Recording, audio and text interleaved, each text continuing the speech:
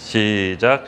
예수께서 무리를 보시고 산에 올라가 앉으시니 제자들이 나온지라. 입을 열어 가르쳐 이르시되 심령이 가난한 자는 복이 있나니 천국이 그들의 것이며 애통해 하는 자는 복이 있나니 그들의 위로를 받을 것이며 온유한 자는 복이 있나니 그들의 땅의 기업으로 받을 것이며 의에 줄이고 목마른 자는 복이 있나니 그들이 배부를 것이며 긍휼히 여기는 자는 복이 있나니 그들이 긍휼히 여김을 받을 것이요 마음이 청결한 자는 복이 있나니 그들이 하나님을 볼 것이요 화평하게 하는 자는 복이 있나니 그들이 하나님의 아들이라 일컬음을 받을 것이며 의를 위하여 박해를 받은 자는 복이 있나니 천국이 그들의 것임이라. 나로 말미암아 너희를 욕하고 박해하고 거짓으로 너희를 거슬러 모든 악한 말을 할 때에는 너에게 복이 있나니 기뻐하고 즐거워하라. 하늘에서 너희의 상이 큼이라. 너희 전에 있던 선지자들도 이와 같이 박해하였느니라. 아멘. 같이 기도하겠습니다. 하나님 감사합니다. 또 이렇게 우리 수요 예배에 불러 모아주시고 하나님을 예배하고 찬양할 수 있도록 시간을 허락해 주셔서 감사합니다. 오늘 말씀이 선포될 때 하늘나라와 천국이 우리 가운데 임하게 하여 주시고 우리 안에 천국의 소망을 갖게 하여 주시옵소서. 하나님께 드리는 모든 이 예배에 주님께 온전히 기뻐 받아 주시옵소서. 감사하며 예수님의 이름으로 기도드렸습니다. 아멘. 아멘. 반갑습니다, 여러분. 올해 우리 예배 시작할 때 표를 알고 계십니까? 네, 옆에 있습니다. 오직 성령으로 충만함을 받으라. 네, 오직 성령으로 충만을 받으라. 제가 1년을 우리 예배 이끌 때 하나님께 주신 말씀인데요. 같이 한번 크게 외칩시다. 시작. 오직 성령으로 충만함을 받아라. 아멘. 예. 혹시 여러분 제가 신년 기도회 때 했던 메시지인데 기억나세요? 그 성령의 충만함을 받으라고 할 때 성령의 충만함이 외적에 일어나는 역사와 성령의 충만함이 내적으로 일어나는 역사, 제가 이 두 가지를 얘기했던 것 같습니다. 성령의 충만함이 외적으로 일어나는 역사, 아시다시피 예언, 치유, 축사, 그런 여러 가지 눈에 보이는 외적으로 일어나는 역사가 성령의 충만할 때 일어납니다. 또 반면에 성령의 충만함이 내적으로 일어나는 역사가 있는데요. 그것이 바로 회개, 죄에 대한 자백, 용서, 우리 내면에서 일어나는 성령의 충만함의 역사가 또 이렇게 일어납니다. 이 둘은 동시에 일어날 수도 있고, 아니면 외적인 성령의 충만함만 또 일어날 수도 있고, 아니면 우리 내면에 성령의 충만함이 일어날 수가 있는데요. 제가 올해 이 성령의 외적인 충만함을 좀 경험했던 적이 있어요. 우리 옆에서 가장 가깝게 있었던 서영자매나 기훈이는 봤었을 거예요, 아마. 그렇죠? 제가 그 기도원에 갔다 와서 내려왔을 때 우리 하나가 가장 고통스러워하는 모습을 저에게 외쳤었어요. 아빠 리모컨이 작동이 안 돼. 그래서 4일 동안 무려 본인이 좋아하는 TV를 못 봤다고 저한테 이제 호소했습니다. 근데 우리 서영자매랑 장모님은 아랑곳 없이 이제 얘기를 하고 있는데 애는 TV를 못 봐서 그런지 너무 괴로워하고 있었어요. 그래서 제가 그때 왠지 마음속에 리모컨에다 두고 기도를 하면 TV가 나올 것 같은 그냥 그런 강한 충동이 있었어요. 그래서 그 전에 먼저 우리 서영자매한테 물어봤어요. 건전지 혹시 갈아 껴봤냐? 새 걸로도 갈아 껴봤대요. 근데 정말로 4일 동안 작동이 안 됐습니까? 그랬더니 작동이 안 됐대요. 그때 우리 하나랑 저랑 하나야 우리 리모컨에다 손을 대고 아빠랑 기도해보자 해서 알겠대요. 불과 6살 된 꼬마였지만 그 안에 믿음이 들어왔습니다. 기도할 때 리모컨이 작동한다. 그래서 같이 기도했어요. 하나님 아버지, 우리 기도 들어주셔서 리모컨이 작동하게 해주세요. 예수님의 이름으로 명하노니 리모컨이 작동할지어다. 이렇게 우리 둘은 진지하게 기도하고 있는데 옆에 장모님과 우리 집사람은 아주 재밌게 떠들면서 담소를 지내고 있어요. 근데 우리가 기도하는 걸 못 봤어요. 그리고 하나가 리모컨에 ON을 눌렀는데 세상에 텔레비가 들어왔을까요? 안 들어왔을까요? 거짓말처럼 들어왔습니다. 근데 옆에 있는 사람들은 몰라요, 우리가 기도한지. 이게 너무 안타까운데 얘기해주고 싶은데 하나랑 나는 믿음이 들어왔어. 그때 여러분 어떤 기분이었냐면은 예수님의 첫 번째 기도 그 기적 그 기억나세요? 가나안의 혼인잔치. 그때 물에 있는 물동을 하인들이 들고 왔을 때 포도주로 변했잖아요. 근데 그 잔치에 있는 사람들은 아무도 그 물에서 포도주가 변한지 몰라요. 오직 하인만, 물을 길어온 하인만 이게 포도주로 변했다는 기적을 알았습니다. 마치 우리 같이 네 가족이 그 같은 공간에 있었지만 리모컨에 손을 얹고 기도한 하나만 나아가 이게 기도해서 작동된다는 걸 아는 듯한 그런 외적인 성령의 충만함을 경험했었습니다. 이게 시작이었어요. 두 번째로는 우리 장모님이 하나를 봐주시다가 이제 좀 장기간 몸의 치료를 위해서 이제 내려가야 되는데 장모님이 갑상선 암 진단을 받았었거든요. 근데 요번에는 갑상선 암이 수술해야 될지도 모른다. 그래서 이제 내려가야 되는데 또 그때 갑자기 제 안에 이제 또 강한 충동이 있어요. 성령께서 장모님의 갑상선에 손을 대고 기도해라. 하나님, 손을 대고 괜히 기도했다가 악화되거나 혹은 병이 안 낫게 되면 이게 무슨 망신입니까? 그런 마음이 또 살짝 들었어요. 근데 그래도 어차피 믿져야 본전이니까 성령께서 손을 대고 기도하라는 강한 감동을 주셨어요. 그때 여러 가지 생각이 교차했어요. 장모님하고 이렇게 막 살갑게 지내지도 않았는데 갑자기 손을 대고 기도한다 그러면 이게 장모님 어떻게 생각할까? 드디어 저 사위가 정신이 돌았구나 이렇게 생각하지 않을까 싶었는데 그래도 장모님께 여쭤봤어요. 장모님, 내려가시기 전에 제가 기도라도 한번 해드리고 싶은데 기도해도 괜찮겠습니까? 그랬더니 장모님이 어찌된 영문인지 그렇게 해달라고 하시더라고요. 그래서 제가 장모님 그 갑상선 목에 두 손을 받치고 기도했어요. 근데 이렇게 기도하는데 마음이 정말 뜨겁더라고요. 그 장모님이 기도를 받으시면서 이렇게 눈물을 흘리셨어요. 뭔가가 또 일어나겠구나. 기도하는 내내.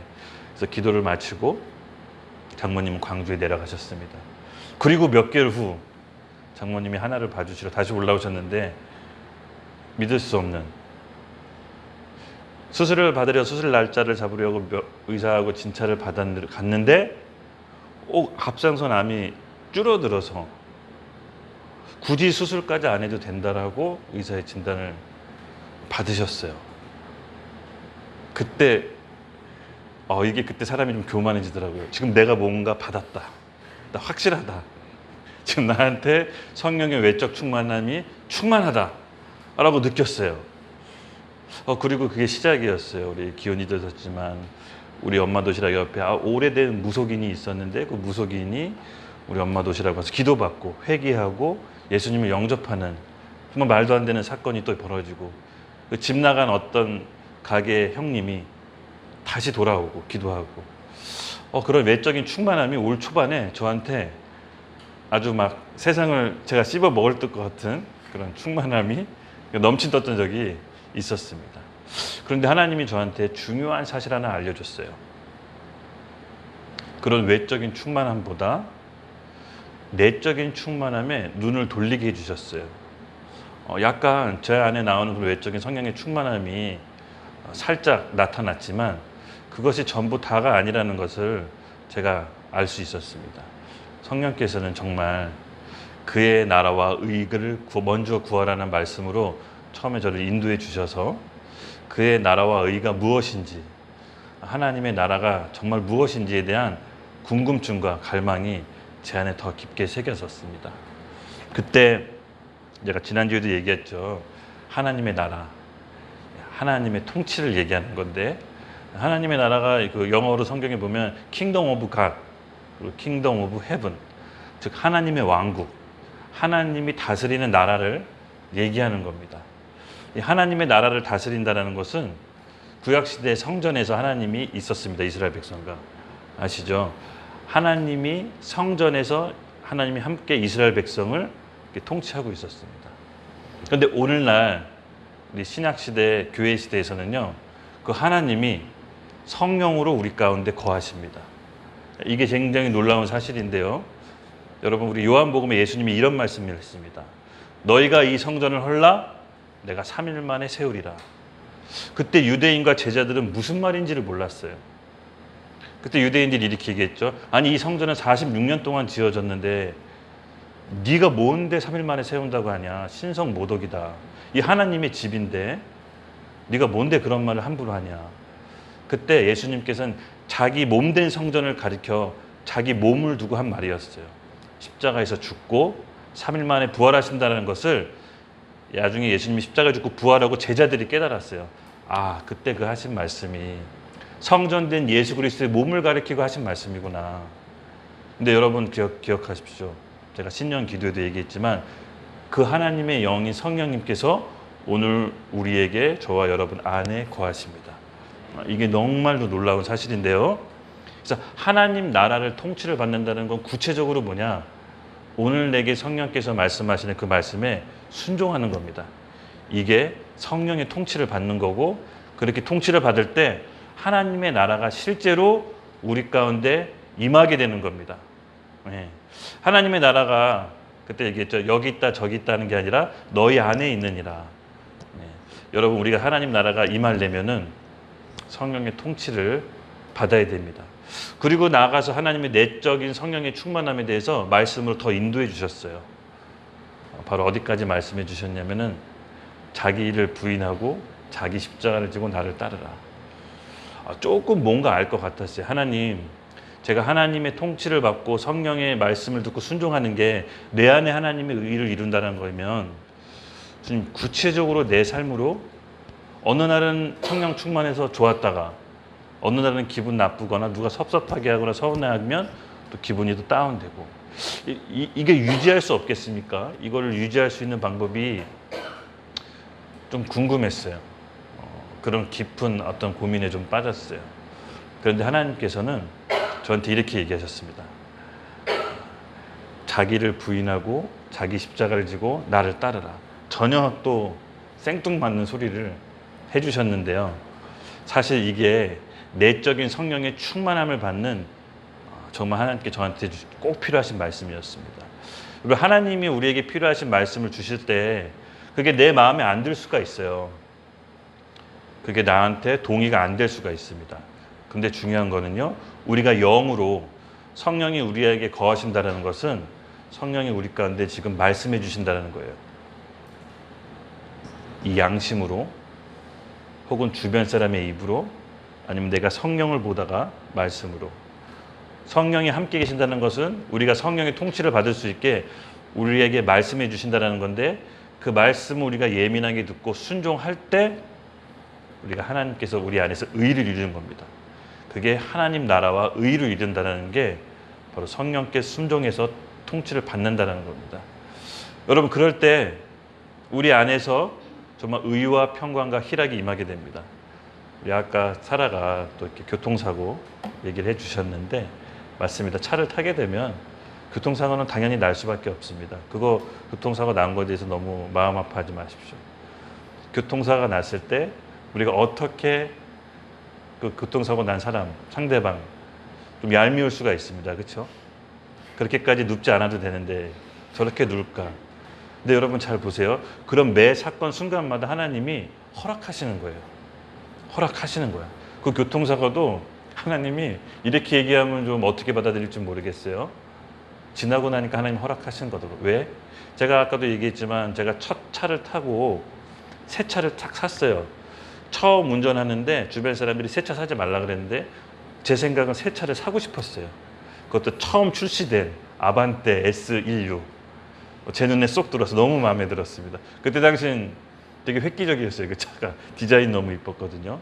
그리고 차를 인도받고 700m인가 600m 가는데 땅 박았어요. 그때 제가 들었던 생각이 이 기쁨이 어떻게 10초를 못 가나. 새 차를 받는 이 기쁨이 어떻게 10초를 못 가나. 그러면서 한편으로는 어쩌면 그 사건으로 인해서 내가 그 후에 운전 습관이 딱 잡혔어요. 7, 8년 동안 사고가 없었어요. 어떻게 보면 옆에 탄 사람들이 너무 느리게 다닌다고 싶을 정도로 좀 빨리 다녀라. 근데 그게 습관이 됐어요. 첫 사고가 오히려 저한테는 약이 됐습니다. 그래서 저는 하나님이 사고를 내게 하신 것도 길게 봤을 때는 나를 지키기 위해서 그렇게 하신 거구나. 저는 그렇게 영적으로 해석을 했어요. 그랬더니 의와 평강과 희락이 임했어요. 의와 평강과 희락이. 여러분 맞습니다. 성령으로 통치받는다는 것은 뜬금없는 소리를 하는 게 아니라, 먼 얘기를 하는 게 아니라 지금 나한테 벌어지는 사건에 대해서 내가 어떻게 대하느냐입니다. 영적인 눈으로 의와 평강과 희락으로. 만약에 그 아저씨 상대방이 피해자가 계속해서 사라를 괴롭힐지도 모릅니다. 조금 더 협상하려고, 협상의 위리한 고지를 점령하려고 협상 금액과 보험회사를 협상하려고 하지만 기도해 주세요. 가서 아저씨 너무 많이 아프셨죠. 어쨌든 놀랬죠. 자기를 부인하고 가서 기도해 주십시오. 그러면 뭔가 그 아저씨도 양심에 뜨끔해서 그냥 이 정도로 해서 그만둬야겠다. 뭐 이런 일이 또 벌어질지 누가 알겠습니까? 그렇죠? 또 우리가 어떤 사건에 대해서 하나님의 통치를 받는다는 것은 그 사건에 대한 태도, 하나님을 대한 태도가 사실은 그 사건을 통해 나옵니다. 그래서 우리가 성령의 통치를 받고 하나님 나라를 내게 임한다는 것은 어떤 사건이 벌어질 때 우리가 어떤 태도를 취하느냐가 굉장히 중요하게 됩니다. 그래서 오늘날 우리 교회 시대 가운데 성령께서 우리 안에 임하고 그 성령을 인식하면서 사는 게 너무나도 중요합니다. 하나님께서는 우리에게 늘 말씀하십니다. 매 사건마다. 근데 제가 딱 중요한 게 뭐였냐면은 여기까지도 좋았어요. 성령의 음성을 들으려고 애썼고 성령의 음성을 듣고 또 순종하는 것까지 몇 번을 성공을 했어요. 근데 또 몇 번 와장창 무너질 때가 있어요. 이렇게 하면 안 되는지 알면서 또 어떤 누가 나를 또 자극적인 말을 하거나 심기를 거슬리면 또 한번 이렇게 좀 속이 시원하게 해주고 싶어서 나름대로 그런 또 안 좋은 말을 하고 이런 것들이 매번 반복될 때마다 아닌 거 알지만 그렇게 할 때마다 내 자신이 무너지는 걸 보고 왜 이렇게 벌어질까. 근데 어느 날 말씀을 읽을 때 정말 기가 막힌 로마서 8장 3절에서 4절 말씀을 저에게 딱 보여주시면서 하나님이 깨닫게 해주시는 게 있어요. 바울도 되게 고민했더라고요. 바울은 어떻게 표현했냐면 우리 속에 아예 두 사람이 있다라고 표현해요.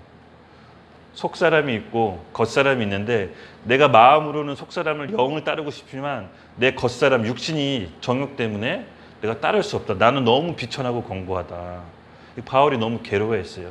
마치 자기 안에 두 사람이 있다라고 얘기하는 것처럼 마음으로는 하나님의 말씀을 따르고 싶은데 육신은 하나님을 따르지 않는다라는 것을 적나라하게 표현을 했어요.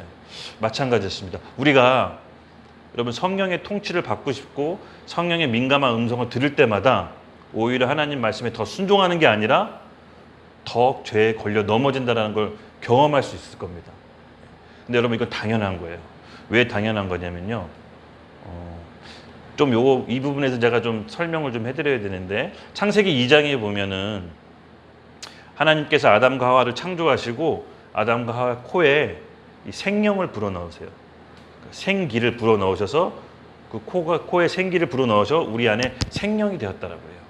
그 생명이 되었다라는 게 무슨 말이냐면은 이렇게 흙으로 사람을 빚어서 그냥 몸만 있었는데 하나님께서 코에 생기를 불어넣으심으로써 생명이 되었다라고 하는 건데 비로소 생각하고 감정이 있고 의지를 부릴 수 있는 사람이 되었다는 거예요. 즉 혼을 가지게 되었다는 거예요. 혼은 우리 감정, 의지, 생각을 얘기하죠. 생기를 불어넣은 순간 우리에게 혼을 가진 인간이 되었습니다. 즉 하나님께서 우리가 생각하고 말하고 행동할 수 있는 자유의지를 비로소 우리 사람에게 줬습니다.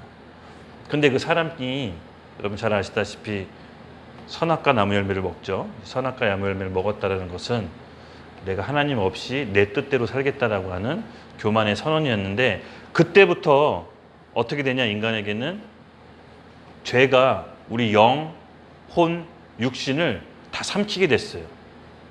그러니까 죄가 인간의 몸에 들어왔는데 영도 하나님의 음성을 들을 수 없이 단절이 됐고 혼도 생각하는 거 항상 악하고 마음은 심히 부패하다라고 성경에 나와 있어요. 그리고 이 육신은 원래 죽는 몸이 아닌데 영원히 살 수 있도록 만들어진 이 몸이 죽음이 임하게 됐다라고 했어요. 바로 죄가 인간 몸에 들어온 이상 우리 죄를 영혼, 육을 다 삼켜버렸습니다. 그래서 마음으로는 하나님의 법을 따르고 싶은데 이게 육신은 따르지 않는다는 게 그게 이제 알았던 거예요. 제가 내가 마음으로는 성령께 순종하고 싶은데 금방 내 어떤 사건이 벌어지고 누가 나를 힘들게 하고 어떤 충돌이 벌어지면 금방 내가 또 혈기 부리고 내 생각대로 하려고 그러고 내 승질대로 하려고 한다. 이게 안 되는구나라고 생각을 하게 됐습니다. 그때 하나님의 방법이 로마서 8장 3절에서 4절이 나옵니다. 잠깐만요. 저도 같이 읽겠습니다. 하나님의 방법이 기가 막힌 방법인데요, 여러분. 너무 중요한 구절인 것 같아요. 성경에서 제가 중요한 구절이 뭐냐 그러면 바로 이 구절이 단연 5손가락을 뜻습니다. 같이 읽겠습니다. 시작. 율법이 육신으로 말미암아 연약하여 할 수 없는 그것을 하나님은 하시나니 곧 죄로 말미암아 자기 아들을 죄 있는 육신의 모양으로 보내어 육신의 죄를 정하사 육신을 따르지 않고 그 영을 따라 행하는 우리에게 율법의 요구가 이루어지게 하려 하심이니라. 아멘. 여러분, 우리가 성령의 음성을 듣고 성령을 따라 행하려고 하면 그래서 따라질 수 있나요, 없나요? 말씀해 보면 할 수 없다라고 합니다.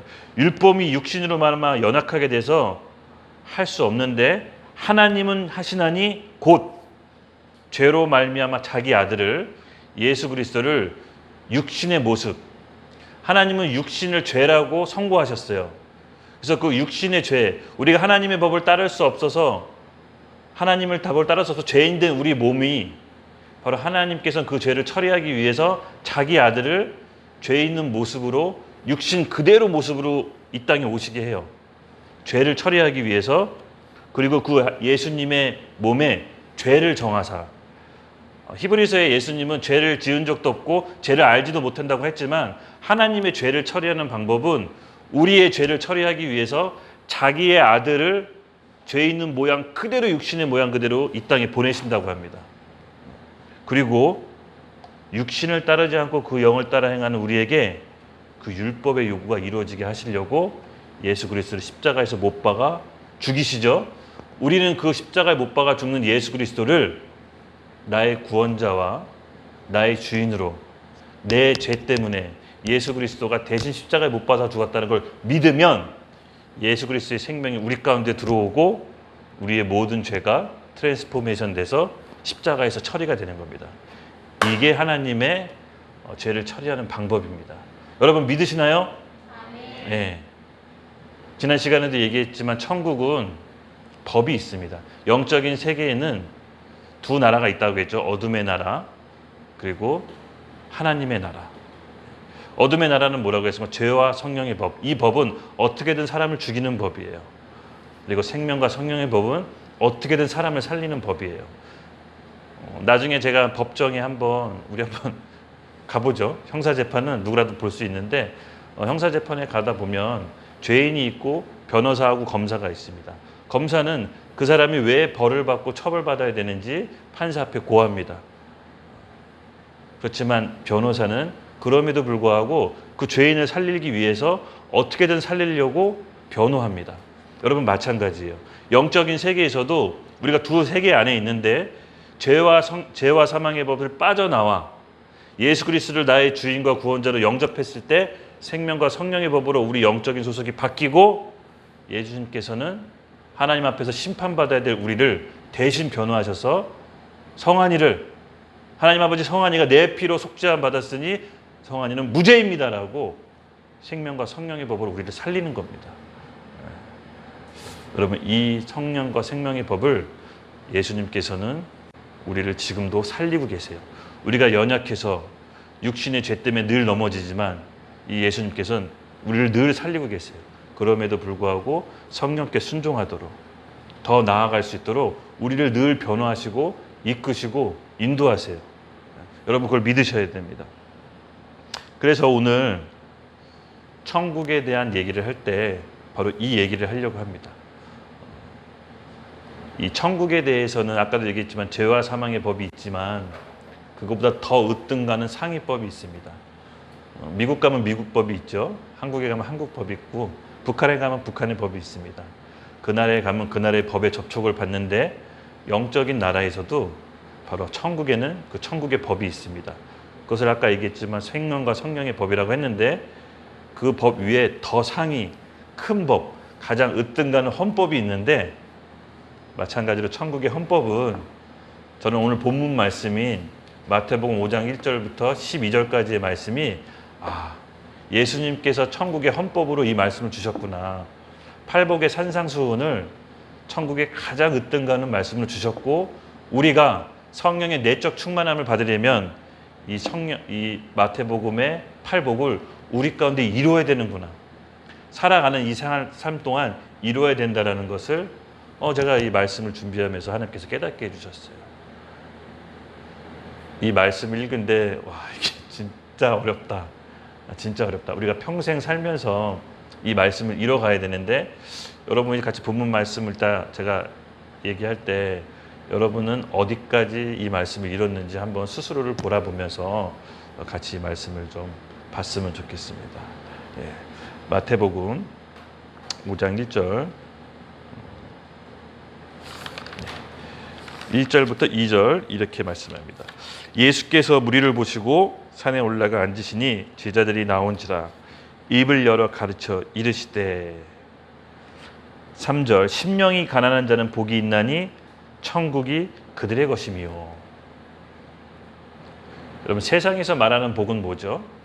성공, 좋은 내 집 장만, 좋은 대학, 그리고 좋은 배우자.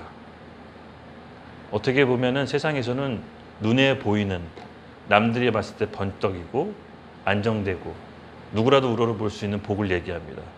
근데 여러분 오늘 마태복음에 나와 있는 천국의 헌법은 그런 세상에서 나온 복하고는 전혀 다른 복을 예수님이 얘기하십니다. 예수님께서 나를 부인하고 자기 십자가를 지고 나를 따르라고 했습니다. 여러분 오늘 마태복음의 천국의 헌법을 들었을 때 주님을 따를 대가를 치를 준비가 되어 있는지 마음에 한번 준비를 하고 이 말씀을 들어보십시오. 전혀 새롭게 다가올 겁니다. 세상에서 말하는 복하고는 전혀 다른 복을 예수님이 얘기하십니다.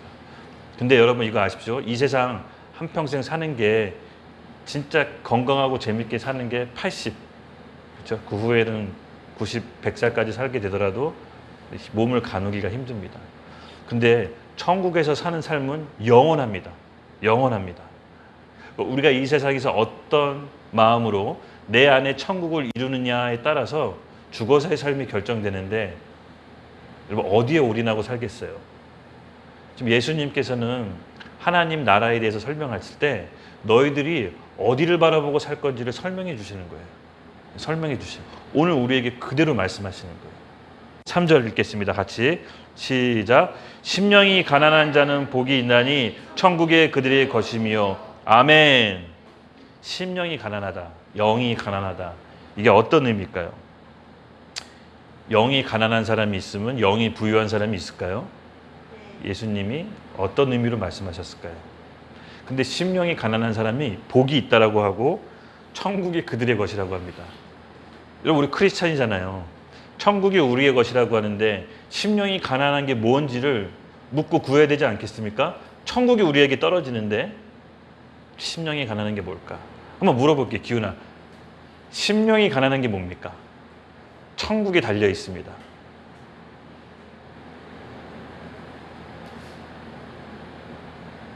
네, 이렇게 물어보면 또 언뜻 생각이 안 납니다. 이 심적으로는 다 알 거라고 믿어 의심치 않지만 또 갑자기 물어보면 영이 또 부여한 사람이 있다고 합니다. 이것은 무슨 말이냐? 하나님 말씀이 떨어졌을 때 성령께서 우리의 양심과 또 주변 사람의 입과 말씀을 우리에게 말씀하실 때 그걸 받아내고 머리로 알고 그것을 이미 내가 다 깨달았다라고 부딪히고 떨궈버린 사람이 있는가 하면 아무리 사소한 거라도 매 사건마다 주변의 사람의 입을 통해서 지금 나한테 하나님이 말씀해 주신다라고 늘 마음을 가난하게 유지하는 사람입니다. 하나님 저에게 말씀해 주실지도 모른다. 지금 저 사람의 입을 통해서 지금 하나님이 말씀하시는 거라면 내가 귀다듬어 들어야 된다. 이 사건을 통해서 지금 하나님이 뭔가 날 깨닫게 해주시려고 하면 이 사건을 내가 한번 기도해 봐야겠다.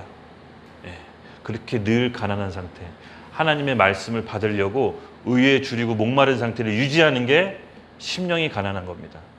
그 사람에게 하나님이 천국을 허락하시지, 이미 난 다 알고 있고 내가 교회 생활을 하고 모태신앙이고 성경 공부도 가르치는데 그거 내가 모를까? 여러분, 착각입니다. 결코 그 사람에게는 말씀이 하나님께서 씨로 떨어뜨려 주시지 않습니다. 알지만 여전히 목마르고 배웠지만 여전히 더 갈망하고 하나님께 늘 의에 줄이고 목인 자세로 나아가는 사람에게는 심령이 가난하다라고 표현한 겁니다. 그 사람에게 천국을 주시는 겁니다. 여러분 믿으시죠? 아멘. 영 안에서 가난한 사람은 언제나 말씀을 받으려고 하나님께 기도의 자리로 나갑니다. 알아도 확실해도 기도의 자리로 나가 다시 묻고 주님께 다시 음성을 들으려 합니다. 여러분, 이런 사람이 결국은 천국을 우리 가운데 이루고 주변 사람과도 화평을 이루게 됩니다. 저도 사실 이런 마음과 자세와 태도를 유지한 게 얼마 안 됐어요. 부끄러운 일이지만 사람과 여러 인간관계에 대해서 힘들어지고 깨어지고 또 여러 가지 어려움을 겪으면서 하나님께서 이 마음을 가난하게 만들더라고요. 이게 다가 아닌데, 이렇게 살면 안 되는데, 결국 그 마음 때문에 기도의 자리로 나가게 하고 말씀으로 조명해 주시는 것들을 다른 각도로 보기 시작했습니다. 우리 하나님은 아까도 얘기했죠. 어떤 법으로 우리를 살린다? 생명과 성령의 법으로 어떻게든 살리게 하려고 우리를 이끄세요. 두 번째 4절이죠. 같이 읽겠습니다. 시작. 애통하는 자는 복이 있나니 그들이 위로를 받을 것이미로다. 아멘. 아멘. 여러분, 애통하는 자는 복이 있나니 그 사람들이 하나님의 위로를 받는다고 했습니다. 여러분, 애통하십니까? 여러분, 애통하세요? 이게 되게 어렵더라고요. 4절. 제가 왜 이게 어렵다라고 느꼈냐면은, 나는 정말 애통할까? 얼마 전에 우리 그저께 서영자매가 대장 내시경을 받았습니다. 근데 그 옆에 대장 내시경 검사 받기 전에 그 약 먹는 거 있잖아요. 이게 다 속을 비워야 되는. 너무 힘들어서, 힘들잖아요, 그렇죠? 힘들어서 고통스러워하는데 하나도 나는 고통스럽지가 않아요. 부부인데, 한 몸인데 한쪽은 아파 죽겠는데 한쪽은 전혀 요동을, 오히려 조금 고소하다? 뭐 이렇게. 뭐 평소에 복수할 방법은 없었는데 이렇게라도 복수가 돼. 이런 말. 웃으시면 전혀 애통함이 없어요. 당장 부부가 어려운데도 애통함이 없어요. 근데 요 작은 사건이지만 여러분, 우리 잘 보세요. 우리 주변에 믿지 않는 부모 형제, 그리고 아직 복음을 믿었다고 하지만 그래도 바뀌지 않은 우리의 마음, 누군가가 내 형제 부모가 실족하면 전혀 애통함이 없는 내 이 딱딱한 마음, 정말 애통함이 드는지. 우리가 이 애통하는 마음이 없으면 심판대 앞에 섰을 때 하나님의 위로를 받지 못해요. 정말 애통함이 있어야 돼요. 이 딱딱한 내 마음 발견하셔야 돼요. 여러분, 천국의 헌법이에요. 천국에 가려면 이 세상을 살아가는 동안 우리 마음에 천국을 이루어야 되는데, 이 천국의 가장 첫째 계명되는 이 헌법을 이루지 못하면 천국에 갈 수가 없는 겁니다. 근데 우리에게 애통하는 마음, 당장 내 와이프, 내 자식 아파하는데도 전혀 애통함이 없어요. 내 할 일 그냥 내가 해요. 내가 안 아프니까. 너는 너고 나는 난. 이 영적으로 이 애통함이 없고 딱딱한 상태, 이 가슴을 치면서 우리 정말 이따가 기도할 때 애통한 마음 달라고 기도합시다. 기도합시다. 정말 내가 내 안에 애통한 마음이 없다라는 거 보고 내가 괴물처럼 느껴지는 게 요새 많이 성령의 내적인 충만함을 부어주셨어요. 애통함을 깨닫는구나. 공동체 중에 누가 힘들고 아파하는데 전혀 그게 내 마음으로 아파하지 않아요. 말로는 그리스도의 같은 몸이라고 하지만 전혀 애통함이 없어요. 천국을 이룰 수 있습니까? 모르겠어요. 기도해봐야 될 것 같습니다. 우리가 너무 멀리 보지 말고 정말 이 하나님께 이 애통하는 마음 달라고, 애통하는 마음을 달고 우리가 정말 힘들고 어려울 때 그래야 하나님께서 우리에게 위로해 주실 수 있어요. 다른 사람을 보고 애통하는 마음이 없는데 어떻게 하나님이 위로를 해 주실 수가 있겠어요. 위로를 줘도 그 위로인지를 몰라요. 그 사람은. 정말 우리가 애통하는 마음을 달라고 기도했으면 좋겠습니다. 기도해야 됩니다. 기도해야 하나님께서 성령 가운데 우리 마음에 충만함을 주십니다. 그리고 우리 5절인데요. 같이 읽겠습니다. 시작. 온유한 자는 복이 있나니 그들이 땅의 기업을 받을 것이미요. 아멘. 이 온유하다라 그러면 어떻게 좀 성품적으로 생각하시는 경우가 많습니다. 저도 처음에 온유하다는 말 듣고 뭐 이렇게 마음이 좀 너그러운 거, 착한 성품, 온순한 거, 뭐 이런 거를 온유하다라고 생각했었는데 이 말씀, 팔복에서 예수님께 말씀 온유하다라는 거는 그 정도의 수준의 성품을 얘기하는 게 아니었습니다. 즉 나와 주장이 다르더라도 내 생각이 다르더라도 그 사람의 마음을 진심으로 수용할 수 있어야 돼요. 내 마음에 받아들일 수가 있어야 돼요. 어떤 사람이 나에 대해서 이런 문제점이 있다, 이런 것이 너무 힘들다 얘기했을 때 온유한 척 할 수가 있어요. 포커페이스로. 그래, 내가 받아들일게. 하지만 우리 마음은 전혀 받아들이지 않는 거죠. 이걸 온유라고 예수님이 인정해 주시지 않으세요. 온유는 뭐냐면은 저 사람이 나에 대해서 어떻게 얘기하건 내 주장과 내 생각과 맞지가 않더라도 그것을 수용하는 마음. 심지어 나에 대해서 비난하고 화를 내도 지금 저 사람이 아프구나, 마음이. 신앙이 아직 어리구나. 그리고 그 사람에 대해서 수용하고 받아들이고 인정하는 것이 바로 온유한 겁니다. 그러니까 어떤 맞고 틀리다 그런 문제가 아니에요.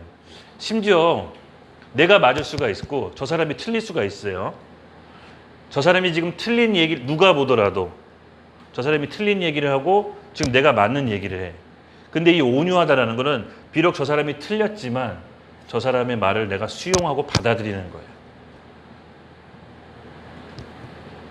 이게 성품하고는 좀 달라요. 그리고 하나님께 기도하는 거예요. 어떻게? 주님, 만약에 저 사람의 말이 맞으면 그대로 이루게 하시고 틀리다면 막아주소서 라고 하고 그 사람하고 대항하는 게 아니에요. 그리고 저 사람이 저렇게 얘기하는 게 누가 보더라도 틀리는데 왜 저렇게 얘기하지? 마음이 아픈 거구나. 어딘가 지금 아픈 거구나 라고 애통하는 마음으로 흡수하는 거예요. 인정해주고 하나님께 그 뜻을 맡기고 만약에 저 사람 말이 맞으면 저 사람 말대로 해달라고 기도하고 틀리면 하나님이 막아주세요라고 하나님께 위탁하는 게 온유예요. 즉 온유는 어떤 성품을 얘기하는 게 아니라 하나님을 아는 믿음의 행위가 온유라는 것을 말씀을 묵상하면서 깨닫게 해주셨어요. 그렇구나. 직장 가운데 혹은 우리 형제들 가운데 정말 답답한 일이 많잖아요. 누가 보더라도 저 사람 이상한데 저 사람 말을 듣는 게 누가 보더라도 이상한데 하지만 이 온유라는 거는 틀리더라도 내가 진심으로 수용할 수 있고 저 사람이 지금 어디가 아프구나라고 이해해 주는 거예요. 받아들이고 그 상황을 하나님께 맡길 때 하나님께서 그 상황 가운데 우리에게 뭘 허락하신다? 땅을. 이게 기가 막힙니다. 우리가 진 것 같지만 사실은 이긴 거예요. 여러분 하실 수 있겠어요? 작은 일부터 연습합시다. 작은 일부터. 근데 하나님 우리 여러분 지금 이거를 초청하신 거예요. 이게 진짜 제대로 사는 거다라고. 저도 이렇게 말하면서 찔리는 구석이 너무 많지만 하나님께서 얘기하라고 이 자리에 세우시는 걸로 믿습니다. 저도 얘기하면서 고쳐가고 우리가 서로 고치면서 그리스도의 몸된 교회를 건축해 가는 거예요. 교회를 건축한다는 것은 건물을 더 세우고 높은 건물로 신축하는 게 아니라 우리 마음이 깨어지고 부서져서 그리스도가 보시기에, 하늘에 보시기에 내 몸으로 취할 만큼 준비됐다라고 하고 머리가 몸을 만나는 겁니다. 우리가 깨어지고 부서지고 우리 혼들이 죽을 때 바로 우리 몸이 완성이 되고 하늘에 계셔서 그리스도가 이제 내가 내 몸을 취해야겠다라고 이 땅에 내려오실 때 몸과 머리가 결합한 게 바로 천상의 혼인잔치예요. 천상에서 혼인잔치가 바로 그거예요. 여러분 몸을 준비하셔야 됩니다. 바로 온유함으로 오늘 잘 온유함의 뜻을 아셨죠? 그런 사건이 이제 여러분 가운데 펼쳐질 겁니다. 아니 어쩌면 계속 지금 그런 일들을 겪었을 거예요. 마음이 힘드셨을 텐데 그래도 여러분 이거 생각해 보세요. 저도 진짜 받아들일 수 없는 일들이 많이 있었는데 그때마다 예수님의 십자가를 생각했어요. 성하나 날 위해 내 십자가를 보고 참아줄 수 없겠니? 그 음성을 들을 때마다 눈물이 왈칵 나요. 그렇지. 내가 용납받았지. 그렇게 해서 온유함으로 흡수할 수 있어야 됩니다. 그때 예수님께서 자기 몸된 교회가 준비된 걸 보고 우리를 취하러 내려올 때 우리에게 10고을 5고을을 맡기시는 거예요. 땅을 맡기시는 거예요. 그만큼 다스릴 수 있는 그릇이 된 거라고요. 죽어서 끝난 게 아니라 예수님과 함께 만날 텐데 그때 이 땅에서 새 예루살렘, 새 땅과 새 하늘이 펼쳐진데 그때 다스릴 수 있는 왕으로 우리를 초대하신 거라고요. 여러분 우리 죽어서 다시 천국 갈 때 그 새 예루살렘에서 만나야 되지 않겠어요? 지금은 이렇게 우리가 하나님께 이렇게 만나서 이렇게 교회 안에 있지만은 그래도 여러분 거기까지 우리 끝까지 갔으면 좋겠어요. 네. 그때는 왕처럼 주님과 함께 다스리는 겁니다. 네. 세상의 복과 예수님이 말한 복은 전혀 다릅니다. 네. 온유함이었고요. 네. 그리고 6절 우리 6절 같이 읽을까요? 시작. 의에 줄이고 목이 마른 자는 복이 있나니 그들이 배부를 것이미로. 아멘. 네. 아까도 얘기했습니다. 의에 줄이고 목이 마른 자 그들이 배부를 것이며. 의가 뭐라 그랬죠? 하나님의 말씀을 우리 가운데 들어온 말씀을 이루는 건데 그것을 하나님이 의롭다고 보시는데 지난주에도 얘기했을 겁니다. 우리가 하나님 말씀을 100%다 지킬 수는 없습니다. 불가능합니다. 그렇다고 해서 우리 하나님 말씀을 못 지킨다고 해서 하나님 말씀을 안 지키냐? 그게 아니죠. 어떻게든 그 말씀을 이루려고 하는 마음. 내가 100%다 지킬 수는 없지만 그래도 지금 내게 주신 마음을 이루고자 하는 그 마음이 바로 의에 줄이고 목이 마른 마음입니다. 그런 마음과 태도를 우리가 유지했을 때 배부를 것이라고 예수님께서 말씀하십니다. 여러분 지금 당장 하나님께서 주신 말씀을 이 새끼 새가 둥지에서 그 고개를 내밀면서 그 영상 한번 보신 적 있죠? 동물의 왕국 같은데 새끼 새들이 둥지에서 엄마 올 때까지 기다리고 있다가 엄마가 먹이를 갖고 오면은 입을 막 벌리면서 서로 경쟁하듯이 먹이를 달라고 막 엄마한테 입을 벌리는 장면 있죠? 요 자세가 정확하게 의에 줄이고 목이 마른 자세입니다. 하나님이 내게 오늘 주신 말씀을 내가 온전히 이루려고 하는 마음, 내가 다 이룰 수는 없지만 그래도 먹으려고 하는 마음.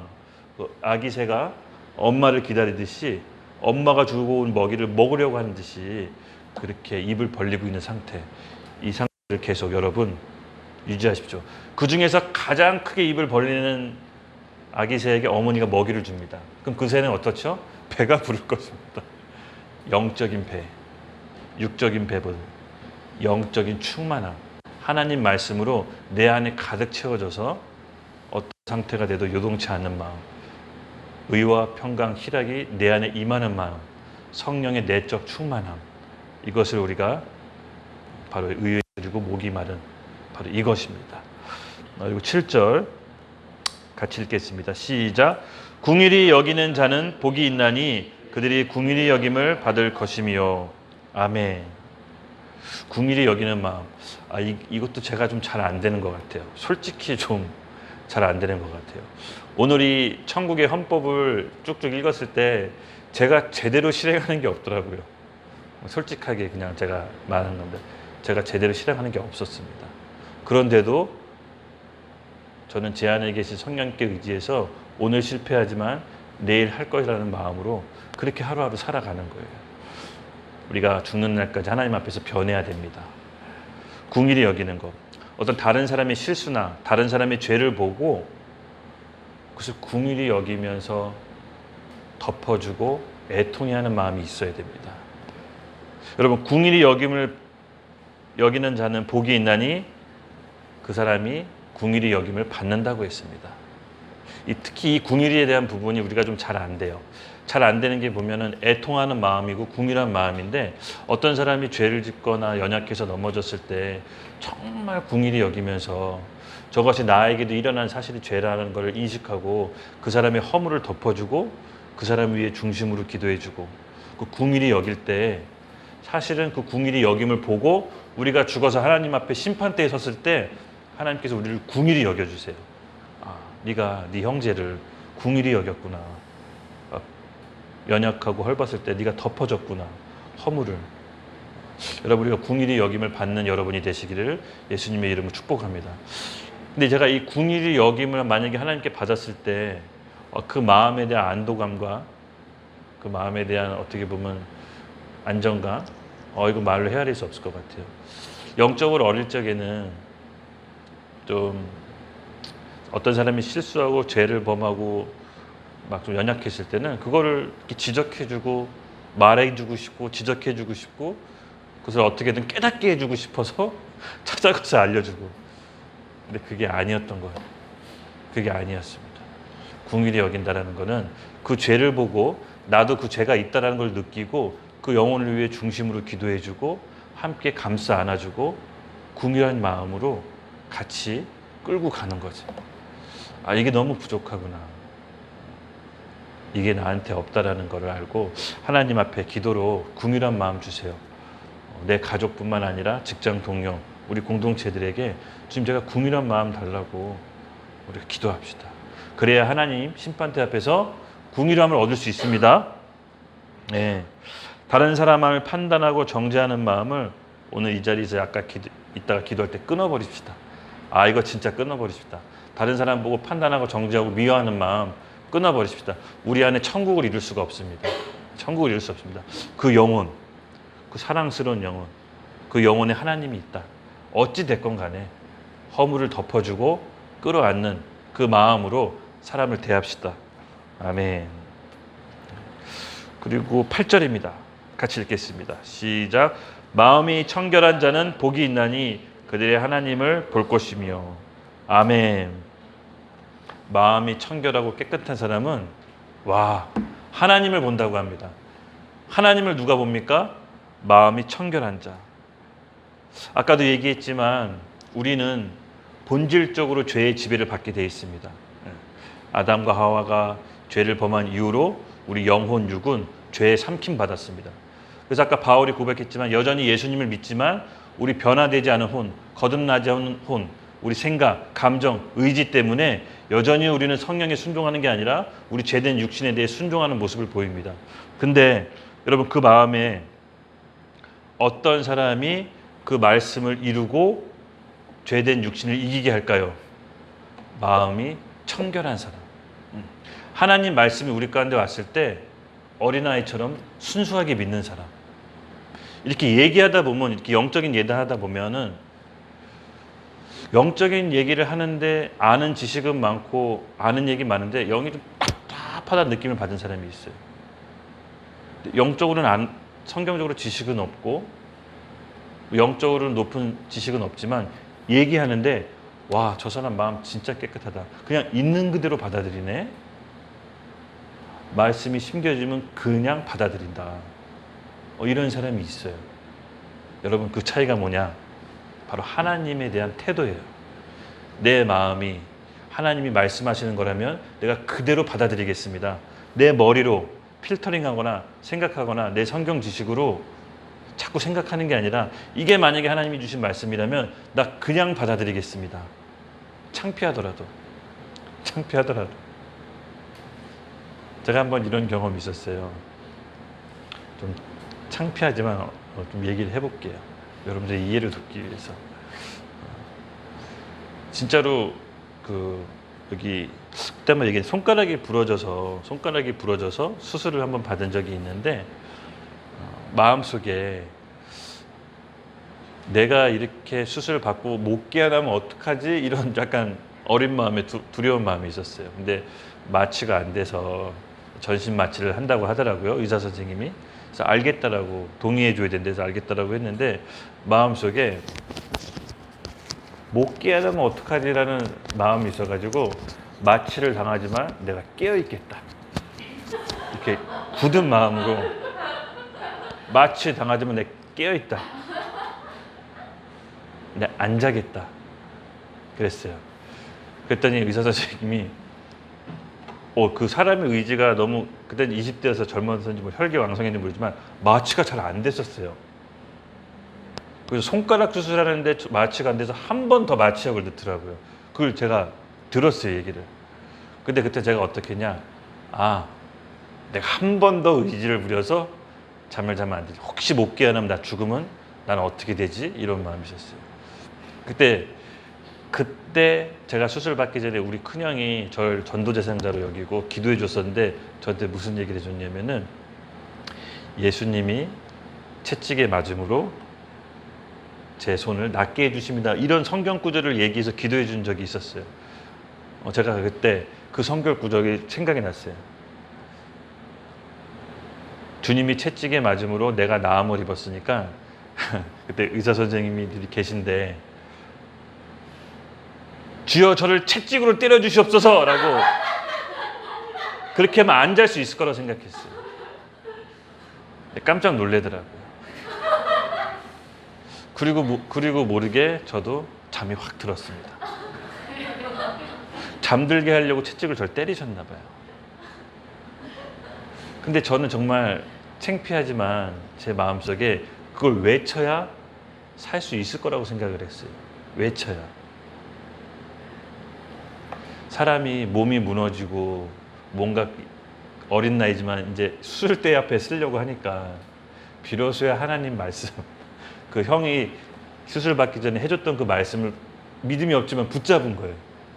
그때 청결한 마음으로 붙잡은 거예요. 그리고 나서 수술은 성공적으로 됐습니다. 바로 그겁니다. 여러분, 청결한 마음으로 지금 내게 주신 하나님 말씀을 온전히 받아들이고 그것을 믿으려고 하는 마음이 있으면 어떻게 한다? 하나님을 본다라고 합니다. 하나님 본다. 그리고 나서 혹시 구원관념 얘기 들으신지 모르겠지만 제가 그리고 나서 이제 교회를 나가기 시작했어요. 자존심 죽이고 교회를 형들이 믿었던 하나님 절대 안 믿을 거라고 했거든요. 믿음은 나약한 사람들이 갖는 거라고. 절대 안 믿을 것 같지만 제 발로 교회에 나가서 하나님을 만났습니다. 꿈에서 정말 하나님을 만나 주셨는데 강한 빛으로 오셨는데 원래는 성경 공부를 하다가 말씀이 도저히 믿어지지가 않는 거예요. 노아의 방주 이런 얘기들이. 근데 어느 날 꿈을 꿨는데 하나님이 강한 빛으로 저에게 와서 눈이 멀 것 같은 빛으로 와셨는데 제가 꿈인데도 불구하고 내가 죽었다. 지금 하나님을 본 거다라고 생각을 했었어요.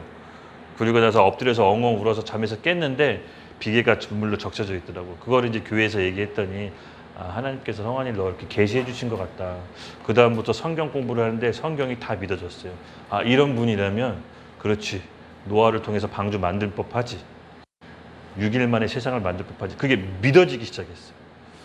제가 너무 신기했었어요. 마음이 청결한 자는 하나님을 만나게 될 것입니다. 그리고 9절입니다. 시작. 화평히 하는 자는 복이 있나니 그들이 하나님의 아들이라 일컬음을 받을 것이미요. 아멘. 화평하게 하는 자. 여러분 어느 공동체나 어느 지역에 가면 화평케 하는 사람이 있고 항상 늘 어긋장을 놓는 사람이 있습니다. 우리 직장에서도 그렇고 어떻게든 일을 화평하게 잘 만들려고 하는 사람이 있는가 하면 어떻게든 어긋장을 놔서 트러블이 일어나서 다투는 사람들이 꼭 있습니다. 근데 여러분 내가 이웃과 화평하게 하려면 누구와 먼저 화평해야 되죠? 하나님과 먼저 화평을 이루어야 되는데 이사야서에 이런 말이 있습니다. 하나님과 우리 사이를 죄가 갈라놓았다고 합니다. 즉 우리가 상대방하고 화평하게 하려면 표면적으로는 문제없이 잘 지낼 수가 있어요. 근데 여기서 화평하는 거는 아까 온유랑 좀 비슷해요. 그러니까 그 사람을 수용적으로 내가 저 사람 온전히 그대로 받아들이려면은 하나님의 사랑을 받아야 되는데 그것은 하나님과 먼저 화평케 돼야 됩니다.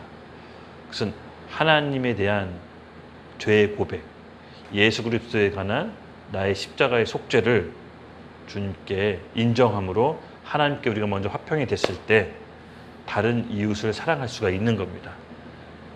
근데 이렇게 얘기하는 사람들이 있어요. 진짜로.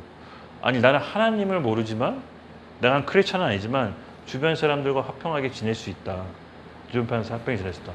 예, 있습니다. 그렇게 지낼 수 있어요. 근데 중요한 건 뭐냐면은 하나님이 원하시는 여기서 화평은 하나님과 나의 죄에 대한 장벽을 허무는 거예요.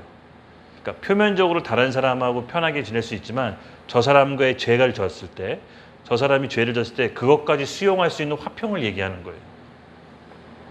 바로 죄에 대한 처리 없이 화평은 거짓 샬롬입니다. 그러니까 우리가 십자가에서 죄를 처리함으로 하나님과 화목하게 됐죠. 바로 다른 사람과의 관계도 저 사람이 나에게 죄를 졌거나 저 사람이 나에게 넘지 말아야 될 선을 넘었을 경우 과연 우리가 그 사람과 화평을 이룰 수 있느냐? 그건 또 모르겠어요. 예수님을 모르면서 그렇게 할 수는 있는 사람이 있는지는 모르겠지만 진짜 다른 사람과의 화평은 그 죄까지도 감싸 안고 수용을 해서 포용할 수가 있어야 됩니다. 그렇게 할 수 있는 거는 내가 예수님과 내가 하나님과의 죄에 대한 화평을 이룬 사람이 다른 사람과의 죄도 화평을 이룰 수가 있는 겁니다. 이거는 어김없습니다. 그래서 여기서 말하는 화평은 좀 다른 차원의 화평입니다. 단순히 뭐 이렇게 갈등, 인간관계 갈등 없는 평안함 이 정도의 수준이 아닙니다. 처절한 죄에 대한 처리를 얘기하고 계시는 거예요. 하나님이 말하는 화평. 그 사람이 어떻게 됩니까? 하나님의 아들이라 자녀라 일컬음을 받는 겁니다. 우리가 이 화평을 여러분 잃어보신 경험 있으세요? 잠깐이라도? 어떤 사람이 나한테서 이런 해코지하고 나를 이렇게 아파했는데 그 사람이 죄까지 수용하면서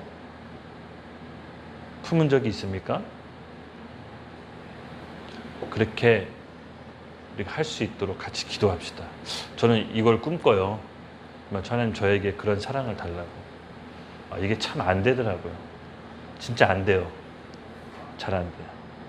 내가 진짜 사랑해서 좋아해서 결혼한 사람이라도 그게 안 돼요. 이게 왜 그런지 모르겠어요. 진짜 십자가에서 우리는 죽어야 돼요.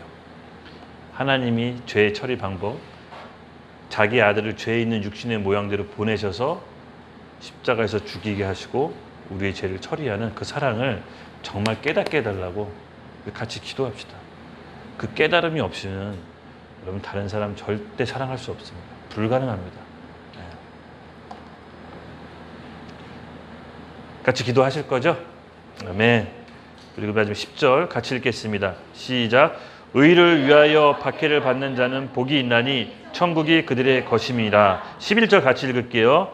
나로 말미암아 너희를 욕하고 박해하고 거짓으로 너희를 거슬러 모든 악한 말을 할 때에는 너희에게 복이 있나니. 아멘.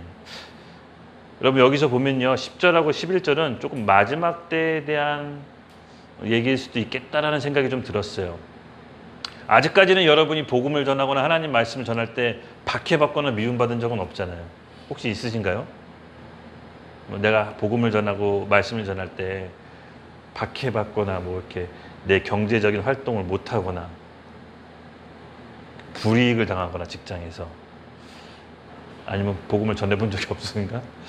하여튼 이 말씀 구조를 제가 읽어봤을 때는 마지막 때에 좀 해당할 수도 있겠구나.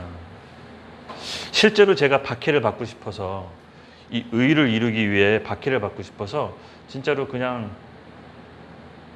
복음을 전하러 막 상가 막 이런 데 돌아다닌 적이 있어요. 그러니까 이 박해가 뭔지 모르니까 내가 의를 위해서 박해받는 게 경험해 본 적이 없어서 뭐 그렇게 한번 해보고 싶기도 했어요. 그래서 사람 많은 그 뭐 철도역 플랫폼에서 사람 많은 데서 이렇게 복음 전하는 훈련도 해보고 뭐 기훈이랑 인준이 데리고 여러 상가 돌아다니면서 같이 해보고. 왜냐면 복음을 전해서 박해를 받아본 적이 없는데 이 말씀이 어떻게 이해가 안 되잖아요. 그렇죠? 그래서 우리 지금부터 이 연습을 좀 해야 됩니다. 가까운 내 친구, 가까운 내 이웃, 가족, 정말 그들을 붙잡고 복음을 전해보고 예수쟁이란 소리 들리고 너는 왜 멀쩡하게 생겨가지고 왜 이런 말을 하냐. 이럴 시간에 일이나 더 해라. 이렇게 좀 사소한 박해라도 한번 받아봅시다.